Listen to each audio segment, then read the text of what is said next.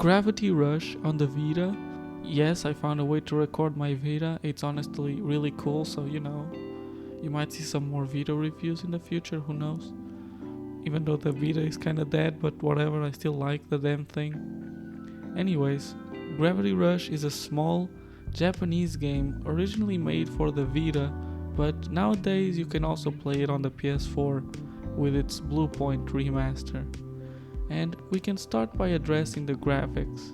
This game looks great, purely because of its stylized look, with its very steampunk world, with a very, I would say, 19th century European architecture kind of thing going for it. The game specifically seems to be predominantly inspired by French architecture.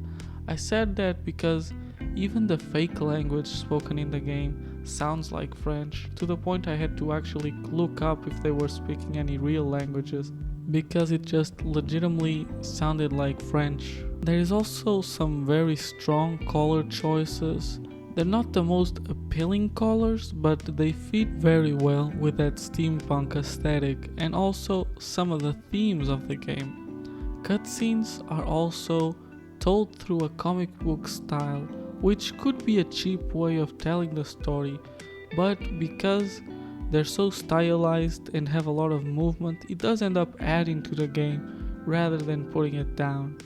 And for those reasons, I think this game stands the test of time, even with its very outdated textures and lighting techniques. Moving on to the story, Gravity Rush definitely falls into some video gamey tropes. The game's main character, Kat, has amnesia and she doesn't quite understand what's going on in this world, just like the player. And there's some bad guys bringing monsters to this world that you have to stop because you got powers, duh. Regardless, it's a good story. There's a very book quality to it that definitely being accentuated by the comic book cutscenes. And much like a book, you'll like some chapters more than others. In fact, this wasn't my first time trying to play Gravity Rush. Back in the day, I found the early chapters quite slow, and it's true, the story doesn't really pick up and become a lot more interesting almost until halfway through.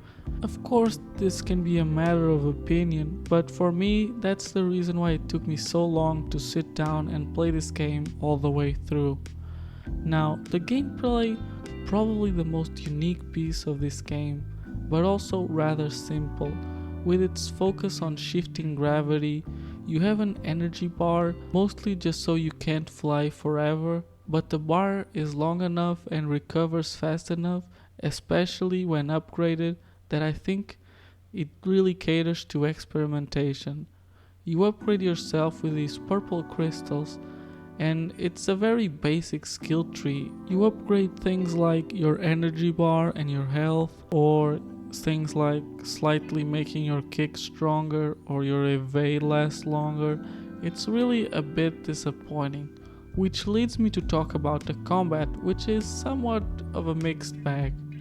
All enemies follow the very video gamey rule of big red weak spot, which in its defense does add a unique aesthetic to all the enemies. But it also means that no matter how many variations of the enemies there are, and there are quite a few, the actual means to defeat them are very similar. Just get yourself in position and lunge at their weak spot.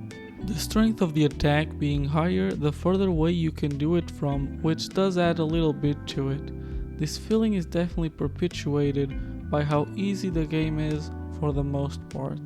There is also a set of special attacks that work on a cooldown, and I only found one of these really useful, and that was the flying one that auto aims to enemies' weak spots, and it's very useful for bosses, even though it's not guaranteed with the game's wonky lock-on system. I think this isn't even much of a problem with the game itself, but more with the Vita's small analog sticks, meaning they're not the best for precision aiming, so the lock-on system ends up being a bit too loose to feel good, and sometimes it's just borderline does very odd things like locking to an enemy behind you. This happening mostly with a special attack, but I still think at the end of the day it was the right decision or compromise to make, because if the lock-on was smaller it would have been a bit too hard to use on the Vita. Of course I can't talk to the PS4 version, maybe that one fixes this odd problem, but I couldn't tell you.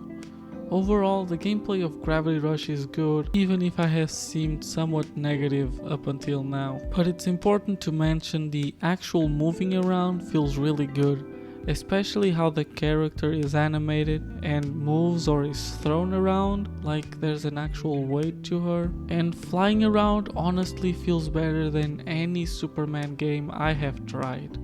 I think it's a really strong point, given that flying is often something games shy away from in their design, and when they do it, it's often half-assed. Gravity Rush, at the end of the day, is a very unique game with an even more unique setting, even with its gamey tropes. And a story that, even with its pacing issues, does have its moments. And for that, I'm giving this game a 7 out of 10. I like it, and I want to play its sequel, so expect that in the near future. But regardless, I hope you enjoyed watching, and be sure to subscribe and like all of the YouTube things, and have a good day. Bye.